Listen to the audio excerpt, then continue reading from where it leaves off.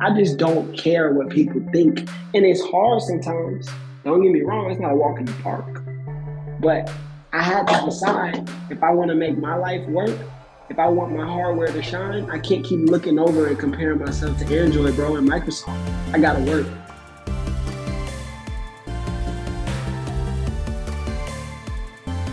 Welcome to a new episode of the Oh My Curry Goodness podcast. I'm your host, Hamza Islam, and this is a podcast where I talk to Gen Zers who are making a difference in their communities about their journey and how they became the person they are today.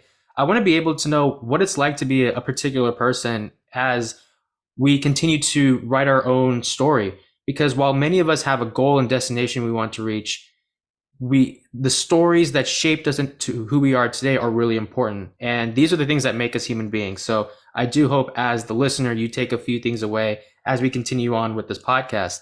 Now, I'm very excited about my guest this week because my guest is RuQuan Brown, who is an activist, entrepreneur, athlete, artist who wants to spread the message of love. And it's a very unique perspective because when it comes to solving the world's issues, we often forget how important love can be. So I'm very excited to really be able to know RuQuan's mindset. I feel like he's one of the most interesting people I've met. So RuQuan Brown, thank you so much for joining the Oh My Curry Goodness podcast. Hey, thank you for having me, man. I'm excited to have this conversation, to talk about love. That's probably my favorite thing to do. Yeah, I remember when I first met you, I was really happy to meet you, but I do want to start talking about that mindset that you have, because I think for a lot of us we have like different solutions to kind of like making the world a better place, or whatever that may be, but we often forget how important love is. And as cliche as it sounds, as when people will go like, "Oh, come on, RuQuan, love, I don't know." Tell me about that perspective. Tell me about how you came to the idea of trying to solve issues with love. Man, it really came from sitting in prayer and reading my Bible, man. I wish I could give you another answer, but then I'd be lying to you. So I just spent a lot of time in high school praying, reading my Bible, because I felt so conflicted and challenged by injustice, not just experiencing it through the things that happen around the world, seeing them on TV, seeing it on Twitter, not just that, but also like everything else that comes with that.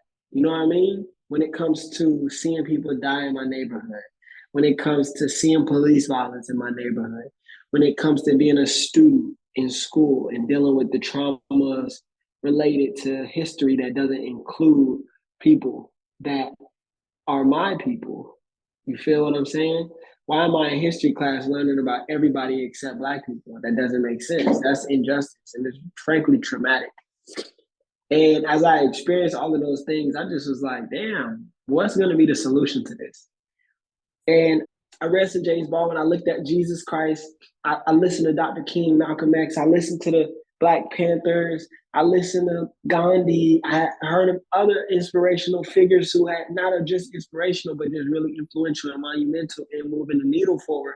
And I looked at what did they say and what did they do, and one common thread between many of those people, one common thread was love. And so I was like, well, this is probably the answer. Let me go research this a little more. Yeah, I think it's a really interesting way of putting it, because ultimately, you know, I think if we do want to live in a world where we want to unify people and bring people together, that is Yeah, it is the idea of love. that's But it. I I do want to know like how difficult it is to kind of convey that message to people of color, right? Because like as a brown person, I think the idea of saying, "Hey, we need to love each other. We need to like show support for one another." You often get weird looks like, What are you talking about?" So for you, when you're kind of showing the message, particularly to Black and Brown students, do you feel that same, I guess, like issue where they're like, "Love? I don't know about that." Well, you know what? You know what a challenge that students have that they may or may not even know they have. It is this challenge where they don't know. It's called two audience signaling quandary, where you're forced to pick between something that will help you, will benefit you, will bring you some reward that you desire, and an audience or set of beliefs that will scrutinize you or punish you for leaving it. So a good example is like if you're in public school and if you're too smart, like you get all A's, then kids don't want to be your friend. They treat so now you have an incentive to not achieve because you still want to be accepted. And so as it pertains to two audience signaling quandary, there's a challenge, man, because people just think love is it's like getting straight A's if you go around preaching about love and you don't want to be the smart kid. But let me say, that smart kid always ends up being rich, always ends up being obviously extremely intelligent, and people end up needing him one day. And so I'm okay with, figuratively speaking, being the smart kid, even if my peers, black, brown, or white, don't get it, because it's not about that. I'm like Bill Gates. I'm like Steve Jobs. It's like they had this computer technology that they knew was going to work. I have a heart software. I have a soul software, the greatest software of all. That what all I'm showing is that if you use this software, this is what my life is, what the hardware looks like. And I'm showing people that on a daily basis. Like my operating system, just like you update your phone to iOS 16, 17, my operating system is love. And so was Martin King, and so was Jesus Christ, and so was Bell Hooks, and so was Asada Shakur's. And so you look at them, and the hardware could only do so much in the past. Their lives could only manifest so much based on that software in the past. But now it's new hardware. Our bodies can do different things. We can go to new places faster. We can meet with people through a phone. We can experience. You can find out about me from watching me on TikTok. And so I just make sure my operating system is constantly updated to love whatever the modern love is, whenever God updates the system, I go get that update immediately. That's why I mentioned to you first that it's about prayer and reading the word, because that's where I go to get my update. That's the update right there. Your phone doesn't update if it's not charged, connected to a charger, and connected to Wi-Fi. And so I have to go connect to a charger, connect to Wi-Fi, update my operating system so that my hardware can operate differently. And that's so I don't really care what they think. Who cares? Wow, I never thought about that. The idea of using like your heart as your operating system. And it is true because I mean, especially it doesn't matter what religion, because I'm Muslim, so like I don't may not relate to you with the Bible, but like the idea is that if we want to become a better person, we will look to prayer, or we'll look to religion, because ultimately, like you said, we have to constantly update this in order to become a better person. I think it's a very Yeah. powerful way of seeing it. I've never seen it that way, so I do appreciate you for bringing that up. Yeah, I'm happy to bring it up. Like, ask people to think about this. Your phone doesn't do the new things unless the software is new. And everybody wants to, oh, I'm going to be kinder. I'm going to have a long marriage. I'm going to treat myself better. But they won't update their operating system. And I'll be honest, the only way it's not that the only way to update your operating system is through reading the Bible. No, but the only way to update your operating system to the point that is necessary, which I believe is the standard of love, it's like when you go get the Apple always has like a A1 chip or something like that, or they update it to like the A2, or there's like an M1, M2, something like that. You need to be updated to whatever the most modern way to love. What is the best way to love? And so you have to know, right? But you can learn through through listening to me talk. You can learn through listening to Baldwin. You can learn through listening to Louis Farrakhan. You can learn through listening to other figures, other people. You can learn through listening to your grandmother, to your little brother and your little sister. When little kids come and say, "Hey, why do people not have a house? Like, mom, why do they sleep outside?" People just brush it off. Oh, that's just how it is. That's an opportunity for you to update your software. But we often miss it. I'll tell you why people miss the opportunity to update their software is because there's so many things happening in the world so fast. There's so many incentives. Again, there's the two audience signaling quandary that forces you to have to pick between the two audiences. Do I want to serve this audience of people who are desiring love and need it, or do I want to serve this audience of people who are telling me I need to go get this check, I need to get this money, I need to focus on productivity? And you're stuck in between feeling helpless. And so I feel bad for us as people, but I'm happy, man. I'm glowing. I drink my water. I update my operating system regularly. I even keep my hardware clean and fresh, feeling good, smelling good. That way, I'm out here. I'm the best iPhone, the iPhone everybody wants. This is the thing, though. Sometimes with new technology, Steve Jobs had to fight for Apple to become the standard. It wasn't just a walk in the park for Steve Jobs. And really, many other tech companies, most of them had to fight to become the standard. Uber, it wasn't just like the United States said, come on in, Uber, like, let's make it so easy for you to run this company. No, in fact, there were laws that, and potentially still are laws that make Uber illegal, particularly with ride sharing that's not taxing. And so you got to fight. But the reality is, if the CEO of the company takes care of the software and the hardware, eventually the consumers will desire the product. Just sometimes it's too scary. Like, you're going to tell people in 1995 that there's going to be a little small device that they can listen to music on with no CD. That's a little crazy. Like, there's so many questions about it. So if I'm not crazy, that means I'm not doing something right. I got to be crazy. Yeah, I think there was Steve Jobs said that if you're crazy enough to do it, or like the people that change the world are the ones that think they're crazy enough to do it. And so Exactly. it's a sense of like, if you want to, if you're not crazy about it, or people like, if you're not in that mindset, then you're probably not going to change the world in whatever way. But No, you're not. You're not. It doesn't work that way. I I want to start from the beginning though, because you have a very unique perspective on the idea of spreading love. And I read somewhere where I think growing up, you were obviously an amazing athlete because I think you at one point played for Harvard's football team. That's But true.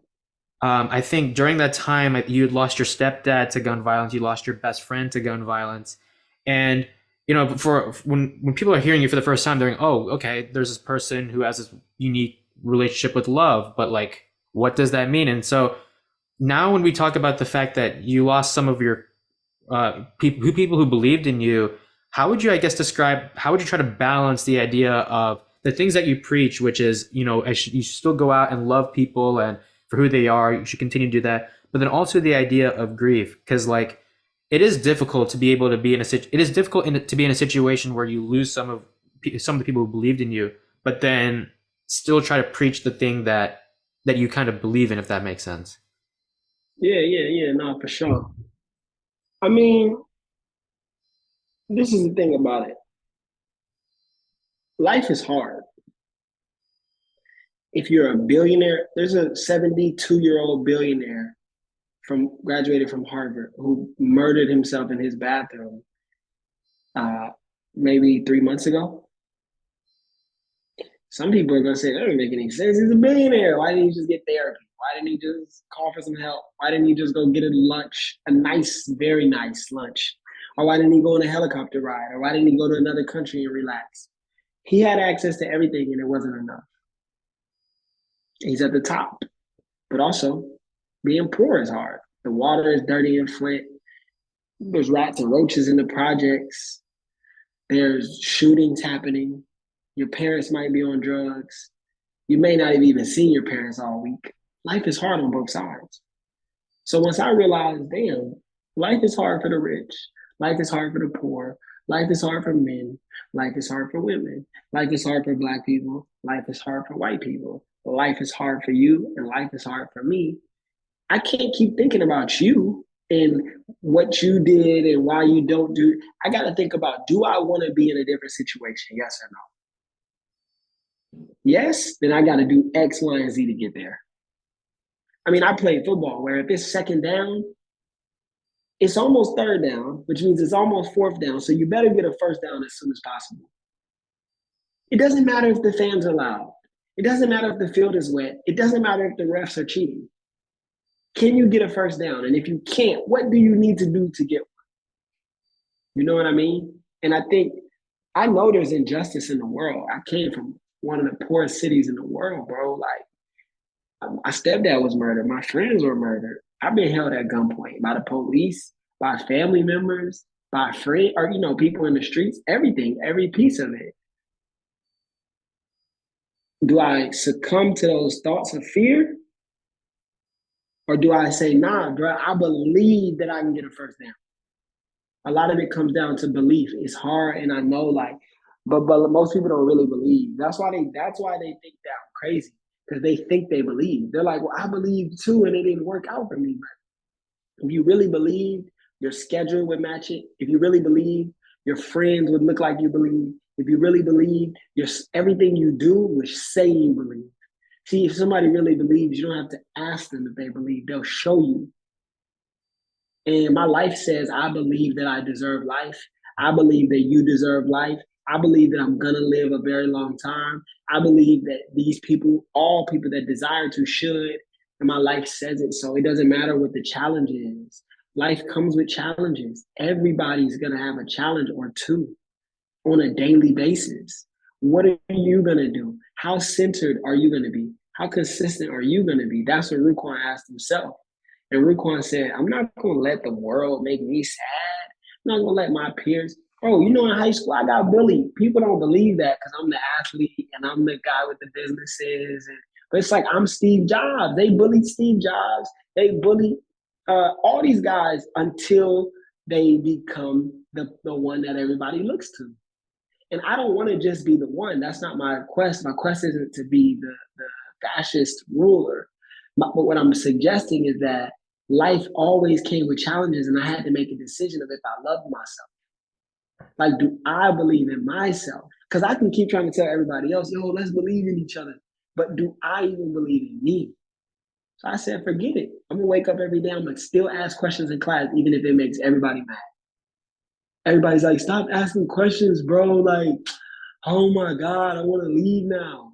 I'm like, no, no, man, my parents' tax dollars are going to this public school. These teachers got to answer my questions.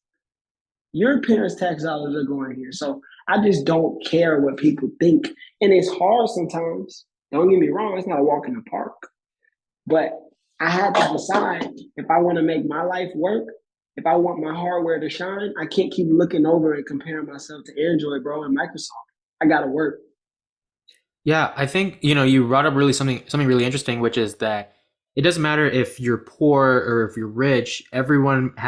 Life is hard, and I think especially nowadays where we live in this time of comparison, where it's like just because what you see on the outside is not the full story. Like I can't compare myself to Hell Ruan no. because I'm sure there are challenges that you have the same way I have challenges for me personally, and so Hell yeah.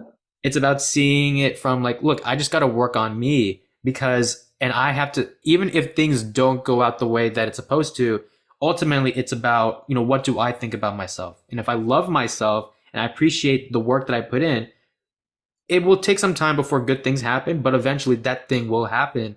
And Man. I do want to ask though, that because I think it is hard, like you said, to um, not necessarily care or to not care about what others think. And I grew up I had the same thing as you, where I think, especially in college, I would ask questions, and then they're like, "You need to stop asking questions. You need to stop pestering us. You need to stop doing this. Like, find other resources." And then those resources aren't able to help me, but they are. And so then I used to worry, and maybe still do to this day, about what other people are thinking of me. I'd love to know where that mindset for you came from. Like, was there someone that really taught you the importance of just staying true to yourself? Or do you feel like, based on the experiences that you had, you kind of had to teach that yourself? Well, I was raised by guys like Deion Sanders. You know, I got to play under Deion Sanders as a kid, bro. So God chose me to learn these things if I wanted to learn them, if I would open my heart, if I had my parents were people who, I got sharp ears, bro. So when I was a kid, everybody said, oh, you're an elf. So I had to go home and say, Mom, they called me an elf at school today. And my mom had to teach me, son, this is how you go back at them. What you tell them is, she used to have me say, tell them you are an elf, and if they keep making fun of you, you'll let Santa Claus know they ain't getting no gifts. And that worked. But I had to learn, I had to develop that skill of being able, being comfortable, being confident, agreeing. The truth of the matter is, bro, I have elf ears. That's true. The truth of the matter is, by American standards, I do talk too much, technically. because Americans agree you need to only say so many words, right? That's sort of been a socially acceptable standard. So it's true, but I'm gonna do it anyway. And I learned that type of confidence from men and women who, believed in themselves and lived it out. And Deion Sanders, prime time. Like if you don't know about him, you gotta do your research. You know about prime time Deion Sanders? Yeah. Yeah, so big and what people would call flamboyant, boisterous, too much, and this and that, but he loves himself. That's all that matters. If you're rich, they're gonna say you don't pay enough taxes. If you're poor, they're gonna say you don't contribute enough. You can't win. I just saw a guy on YouTube ride past a homeless guy and curse the homeless guy out for being homeless. Why are you sleeping outside? God damn. So if I'm rich, I'm wrong. If I'm poor, I'm wrong. If my house is too big, I'm wrong. If I'm homeless, I'm wrong. If I'm straight, I'm wrong. If I'm gay, I'm wrong. If I make a lot of money, I'm wrong. If I make a little bit, I'm wrong. I have to decide what I want to do and live and die by that. And once you do that, you can't lose because that's all that matters anyway. Let me give you another example, bro.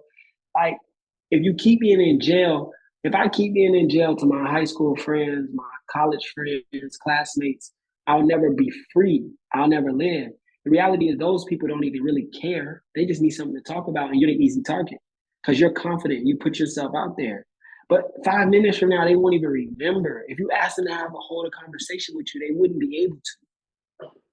So, is it a good investment with my time, my energy, my gifts to pay attention to people who can't even hold a conversation with me? Hell no. No way. Wow. I don't know what to say. I feel like that's such unique advice. And yeah, it is such a weird, the world that we live in today is really weird in the sense that, you don't know exactly what is right or wrong, right? Because you mentioned it doesn't matter what your background is, how you identify as, you're going to get criticized no matter what. So I think it is just a matter of, kind of just blocking out the noise. I don't know what the population of the world is, but it's like almost 8 billion people. So it's like, forget what 99.999% of the people are thinking. Just focus on what you're thinking. Because ultimately, I think and I might kind of just go too far into this conversation, but like the idea of success, it's like, don't worry about how other people want you to be successful. Worry about how you want to be successful because it's coming from you and you're willing to embrace it. Don't worry about what other people think because I think, like you said, you're always going to receive criticism. People are going to have weird misconceptions of you, but you know yourself better than anyone else. So it's almost like forget what they say. If this good thing happens, that's successful. If this bad thing happens, that's fine. It's just an obstacle that I'm going to overcome in the future. Man, bet on yourself, bro. Every time, bro. Invest in having a good group of people around you. Work with people that you love, that you believe in. But man, don't get caught up in what everybody else think. I feel like that's why Steve Jobs inspires me. That's why Jesus Christ inspires me. Jesus took a lot of time, if you read the scripture, to go into the woods and pray. And I figured out why. He needed to update his operating system. Because if not, his hardware wouldn't work the way we needed to, man. And it's like Dr. King, the same thing. And these are a couple of people that are real obvious, like you keep saying their name over and over, but I mean, you can name a lot of other people in different industries as well. Serena Williams is a great example who she doesn't have the biggest social profile. She's not the biggest celebrity at every party. You see her every day, but she's one of the greatest of all time. Some people argue the greatest because she's constantly, when you hear her talk, when you watch that movie King Richard, you see her dad was upgrading their operating system so that their hardware will forever be able to work well. And that's exactly what it does. LeBron's ability to be that great comes from having this mental, emotional fortitude. Kobe Bryant.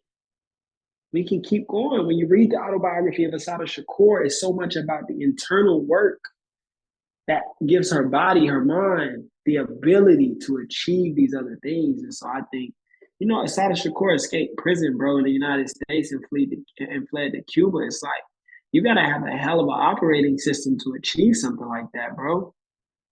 And at this point, if I'm an iPhone 15, I only have a desire to be around iPhone 15s.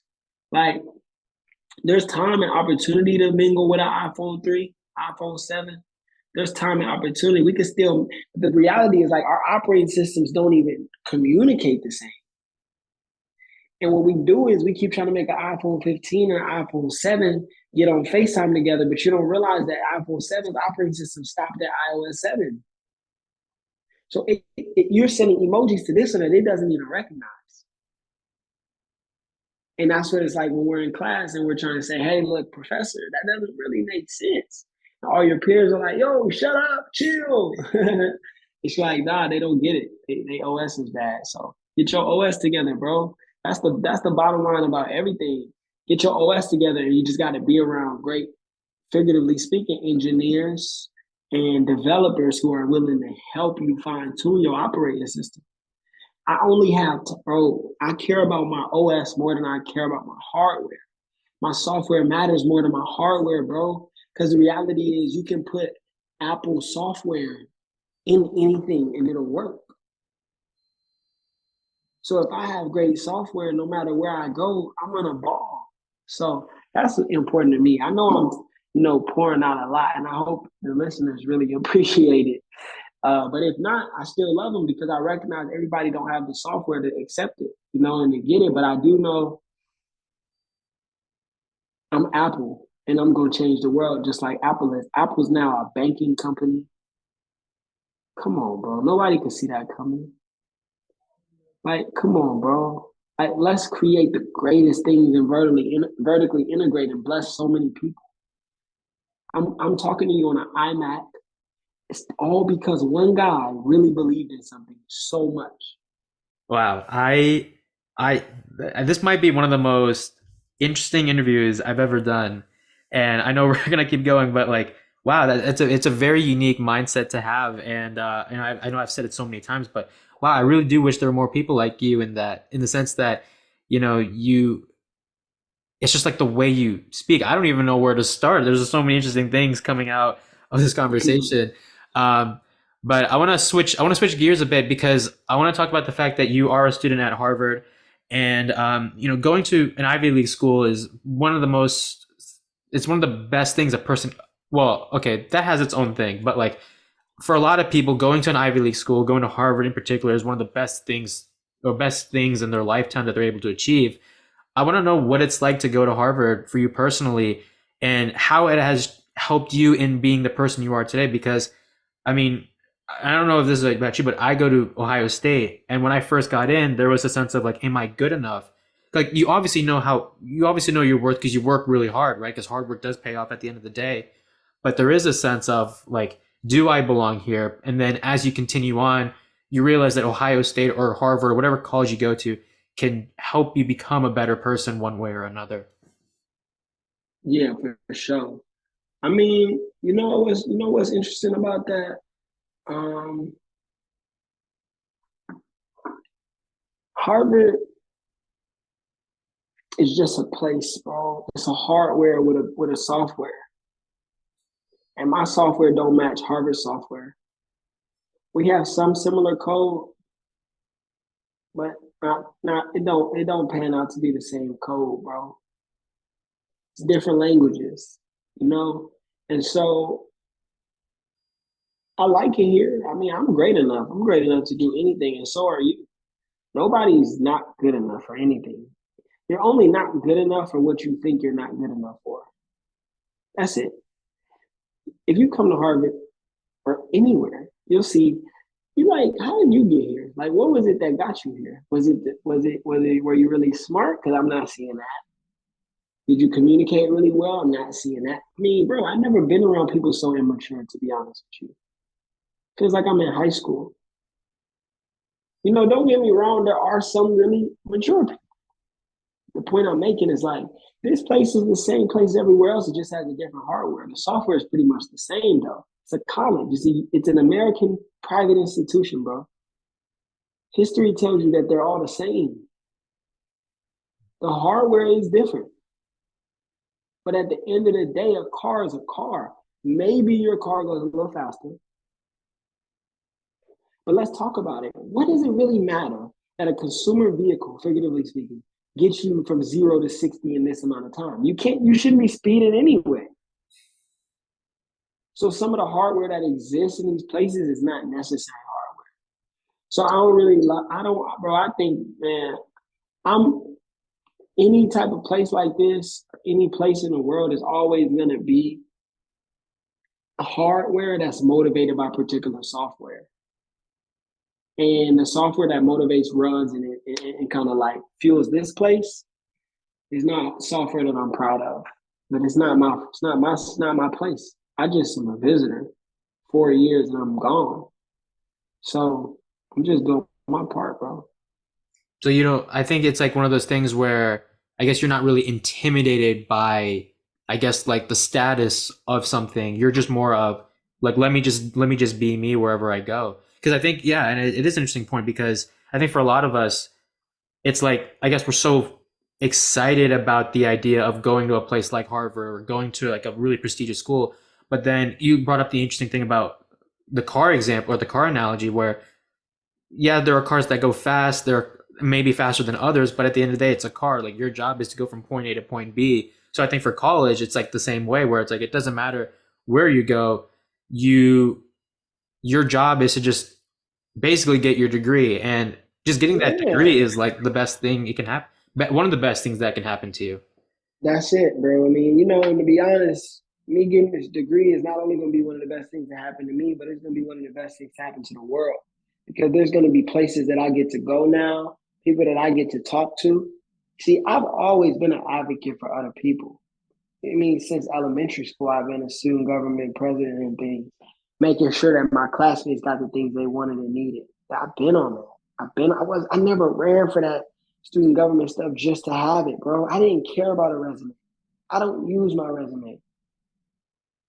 My favorite job that I've gotten, my favorite partnerships and relationships, you didn't need a resume. All the contracts were verbal. That's my life.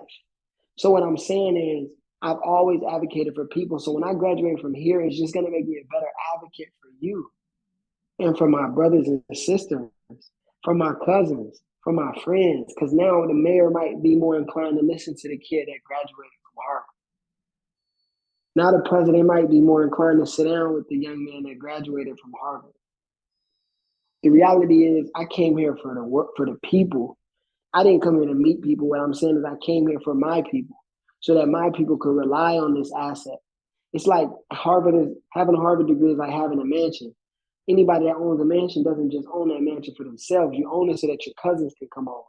So that when they come over, they can have a nice chef to cook for them.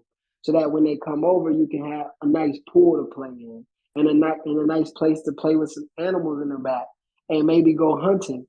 And that's what my Harvard degree is. It's an opportunity. It's 50 acres for my whole family to come and live on like a ranch. You know what I mean? Yeah. No, that it is. That's a really interesting way of putting it. And I actually do want to transition to the idea of advocating for people because you, like you mentioned, you want to advocate for people like me. What do you hope you want to do in the future? And I know it's such a weird question to ask people. I've asked this like a few times, and I feel bad because I feel like for a lot of us, and I'm sure you probably think the same way, where it's like you're focusing on the present, not focusing too beyond the future or reflecting on the past. But as someone who wants to advocate for people, and obviously you've shown examples of how you want to do that, what do you hope to do in the future when it comes to the idea of advocating for people? And I ask this in the sense that I know you talked about how you've been involved in student government and stuff like that. Do you hope that you could see yourself one day in like the political landscape in terms of like a senate or like president one day, or do you feel like you see yourself more as like I don't want to say life coach, but I guess for lack of a better term, the idea of a life coach because you do have a very interesting mindset. I mean, the past 30, 40 minutes I've talked to you, I'm just kind of inspired by the fact that you have this very, very unique mindset that I don't think a lot of people are able to put in their software. Yeah, true. Well, I don't know exactly what I'm gonna do, but what I'll tell you is what I'm doing right now. And right now, what I'm working on is so many things as it pertains to art, bro. I mean, I got music out, I got paintings out. I run a fashion. I still run a new. I got a new fashion line. I work in VC, venture capital. That is, where we're investing in companies or building companies that are going to be billion-dollar companies and change the world and help people. I'm in college. I do consulting and life coaching. I do anything that helps people. And I'm gonna do that for the rest of my life. I've worked on the DC City Council. I was thinking about this the other day. I just started and led a movement on campus to create an advisory board as it pertains to students, particularly Black and Brown students, getting the things they need on this campus because we're not getting it. I've been on this, bro. Like, I've been on it, and it's because I have to. I'm not better than anybody. I'm just me. And I just focus on me. And if each of us focus on each other, I mean, on ourselves, and ask how we can help each other, we're going to always do better. So I just been this guy, bro, and I just want to keep being it. But I think that, I don't know if I'm gonna be the president. I don't know if I'm gonna be the mayor. I don't know if I'm gonna do that. What I know is right now I'm putting out the best music I got. Right now I'm writing and creating the best paintings. I'm writing the best poems. I'm putting out the best books. I'm doing the best interviews. I'm saying the best stuff. I'm just gonna be the best version of me because I have to rely on my king. I have a king who lives in heaven. I don't have to have every step figured out. All I got to do is ask him, where should I go next? And I'm always going to look good while I'm doing it, smell good, eat good, and enjoy my life, enjoy my wife, enjoy my kids when I have them. It's going to be a good life, bro. Yeah, and I do want to bring up, talk about the artistic mindset for you, because for a lot of us, when they hear the idea of going into the art space, they think you are crazy, or they're like, how can you make a career out of this? Or this doesn't serve any purpose in the world. And as someone who's out there making music, someone out there from someone who's getting involved in the paint side as well, how would you say art has played a part in making the world a better place, right? Because, as someone who's involved in this, I think you know this better than anyone else. Because from an outsider, they'll go, RuQuan, music, art, won't, that's not going to save the world or whatever. But for you, I mean, I'm sure you've really enjoyed it because that's coming from you personally. Hell yeah. It means more, and that it is helping you, or it is helping someone one way or another. Hell yeah, it is. I mean, bro, look, there's an attention to detail. You can learn so much from an artist. People are so arrogant. You can learn so much from an artist.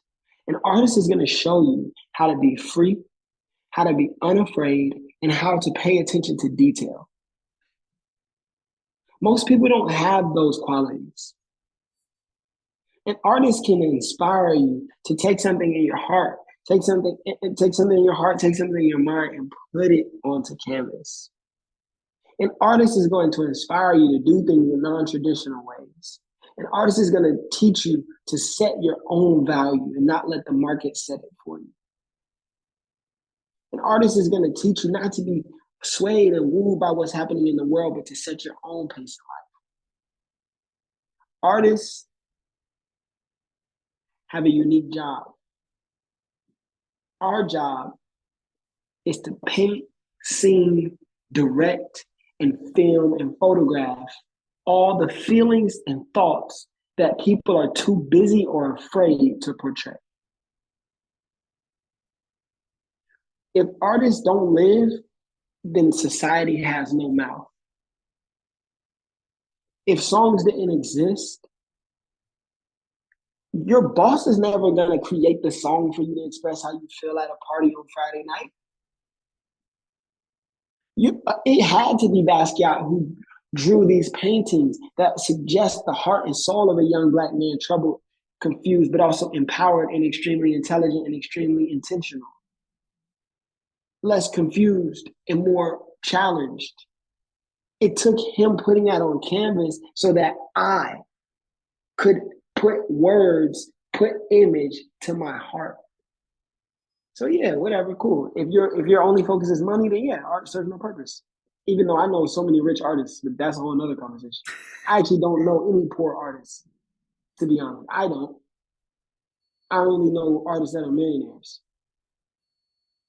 I think, yeah, I feel like, and you brought up Steve Jobs throughout this conversation. I think he focused it on the idea of art, but more simply, I think so many of us try to make it so complex, like these, especially these topics. But in reality, sometimes the simplest of things is the most effective of things. Bro, And like the phone is just so simple, and an Apple, it's just an Apple. It's not like not Microsoft. Sorry, it's not like iPhone tech or no like phone technology, or I don't know, something like complex. But it's just like, I think sometimes you tend to forget that even if people think, and I'm probably going on a tangent, But even if people look at art as something that's easy on the outside, you tend to forget how powerful it is on the inside, because Apple is just a fruit, and yet it is one of the most successful companies in the world. And then art, I feel like you think it's just drawing or you think it's just making music, but you have to really understand the deeper meaning behind it, because it's not as straightforward as it seems. Like, just because what you see on the outside, and I think we mentioned it before, doesn't mean it's what you don't necessarily know what's happening on the inside. Someone could look at RuQuan and go, "Okay, you're making music. You're making art." But only RuQuan knows the deeper meaning behind it. And then once people understand that there is a deeper meaning, then we realize, "Oh crap, maybe it's not as straightforward as things are." Exactly. um, I do want to ask, before I let you go, I do want to ask. Well, there's two things. Firstly, how often do people say, like, RuQuan, I wish there was a friend like you? And I mean, and I know that it sounds like a joke, but I promise you, like, throughout this conversation, I've just been so inspired and just so amazed by like the mindset you have, and I really mean that, because it's Yeah, like yeah. very rarely do I get to meet people like that. But I think one of the most important things I always center when it comes to my podcast or who I associate with is that to be around people that want to see you succeed, to be around people that are not afraid to go against the current than rather than following the current. You're someone that's willing to just stay true to yourself, which I think in today's world is not something that we're able to do. So I do want to know I am curious to know how often people say, RuQuan, I wish we had more people like you. Man, I mean, you can go on my TikTok, YouTube, Instagram. People say that all the time. I mean, people that I don't even know say that. And my friends are really grateful for me. You know, some people haven't, their operating system wasn't updated and they couldn't handle me because I love too much. Because I might say, damn, I love you, but I don't mean that I want to have sex with you. I don't mean I want to be in a relationship with you. I just mean I love you. I see beautiful things in you. That doesn't mean I'm attracted to you. You know, I might be attracted to your operating system and not be attracted to your hardware. That's gonna go over their head, but that's okay. Point of the matter is, you know what I'm saying? I think like people say that all the time, and what I tell them is, look, I don't have the availability to be everybody's friend, but what I can do is create art that you can connect to my operating system through my heart. See, the reality is this: my paintings, those are me. That's my operating system coming out in the hardware that is canvas. My songs, those are me. That's my operating system coming out in hardware that is a song. My fashion, that's me. It's my operating system coming out in a piece of clothing. This is also my operating system coming through my body, through my mouth. That's all it is. So if you really want me, I got all these products that are really services. Like I make paintings for people like you so I can paint something that says believe in yourself, love yourself, dream bigger. So every morning you can wake up and do that. That's it. Um, Before my last question is, I think for throughout this time we talked about what success looks like to you, and you're someone that's just saying, look, as long as I'm doing things because it's coming from me, the good things and the bad things, I'm willing to embrace it. But for you, what do you think you want? What are some things that you guess?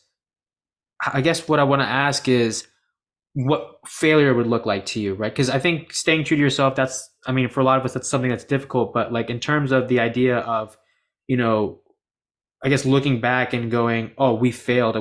I guess, what is it? What are some of the things that you're thinking of or that you hope to not do so that you don't look at your life as like, oh, I didn't become successful in what I wanted to do? No failure. I don't know what that is. There's no failure, bro. Every moment that I live and breathe is a win. See, let me say something. I know everybody's trying to figure out how can you do that much art and freedom, and then how are you gonna make money? Like, how are you gonna eat? How are you gonna survive? It's like, bro, my faith is not in me. You can't. My operating system is powered by God. If you want to have my operating system, but you want to go around God, I don't know what to tell you. I don't know if it's possible. I really don't think it is. But everything's possible, so try it. I don't know. But I can't, my job is not to, bro, the birds, who do the birds ask to get their food? Like, who do they call to say, God, like, we're hungry? They don't. They just fly around and it just so happens there's food everywhere for them. So we have to think about the world like that. If God cares about birds, he probably cares about you a little more. So if that's the case, I'm about to start figuratively flying around and finding food. A bird don't have no problem finding food. It's everywhere. So opportunity for me to be fed is everywhere. So I can never fail. If I ever want to do art, I can always do it, bro. I could get a napkin and draw something on the napkin, put it in a glass frame, and that be a piece of artwork. And sell that for $57 or for $5,700 or for $5,700,000 or 57 million or 5.7 billion or 5,700 acres or 5.7 airplanes. Who knows? I'm not limited by language. I'm not limited by anything that has happened in history or anything that's gonna happen. I don't have a limit. I'm not human. I'm like an alien, but it's only because of my operating system. The reason I'm alien, all alien means is abnormal. It's different. I'm an alien because my operating system is if you take 100 phones and 99 of them are Microsoft, and one of them is Apple, that one Apple phone is an alien. That's what my life is like. I'm just an iPhone around a bunch of Androids. That's a really interesting way of putting it. But I gotta tell you, RuQuan, I think I've probably said it so many times throughout this conversation. I've done a lot of interviews. I feel like this is up there in terms of one of the most interesting interviews ever, in the sense that you have a very, very unique mindset that I do wish that so many people are able to put, because I think at the end of the day, it's just being you're staying true to yourself. You're not worrying about what other people think of you, and just don't worry about the outside noise. And you don't look at failure as something in your dictionary. It's an opportunity to grow. No, it's not even here. It doesn't even exist, bro. My gosh, yeah, There's no no doubt such about thing it. as failure, bro. Like, in this economy, you can literally go bankrupt and then just start a new business. So What? what is failure? Oh, If you can take money out on business credit, business loan, fail, and then just start over, there's no such thing as failure. It's only failure if you don't know the rules. Learn the rules and you can't fail. There's no failure. Just win. Just try. Just be great. So, bro, I'm going to the studio in a couple of minutes. I got a few more meetings. I'm eager to win. You're gonna see us win, bro. And we'll do more interviews in the future, maybe. We're just gonna keep winning. That's all we do, bro. We can't lose. Victory. absolutely. Well, I know, like you said, you're a really busy person, so I just want to say thank you so much for joining the podcast. I really love talking to you, and I look forward to seeing all the great things you do in the future, and hopefully we get to meet in person at some point. Hey, thank you, bro. I appreciate it, and I would love that. And we'll put a picture of us in a frame, and it'll be artwork. I appreciate it. Yeah, we'll make it happen. Peace, bro. Thank you guys so much for listening to this episode. If you like what you saw, be sure to subscribe to this podcast on Apple Podcasts, Spotify, or wherever you get your podcasts. You can also follow us on Instagram at the OMCG Podcast for more information on guests, preview clips, and more. Please continue to support the podcast. I really appreciate all the support I received throughout this journey, and I can't wait to see you guys in the next episode.